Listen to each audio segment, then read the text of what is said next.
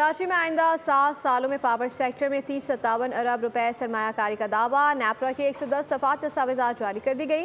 बताया गया है कि इलेक्ट्रिक के मल्टी ईयर टैरिफ में रिटर्न डॉलर से मुंसलिक कर दिया गया। टैरिफ पर हर साल नजरसानी होगी।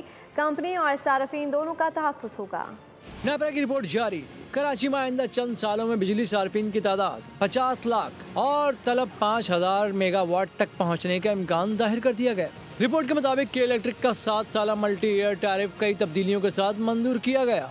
के इलेक्ट्रिक का multi year tariff return dollar से मुंसलिक कर दिया गया। टैरिफ पर हर साल नजरसानी होगी। कंपनी और सार्फिन दोनों का तहफ़्फ़ुज़ होगा।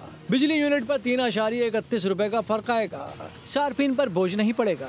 तफसीलात के मुताबिक ट्रांसमिशन पर 12% रिटर्न ऑन इक्विटी की मंजूरी दी गई। डिस्ट्रीब्यूशन पर 14% रिटर्न ऑन इक्विटी मंजूर किया गया, जबकि के इलेक्ट्रिक ने ट्रांसमिशन पर 15%, डिस्ट्रीब्यूशन पर 16.67% रिटर्न मांगा था।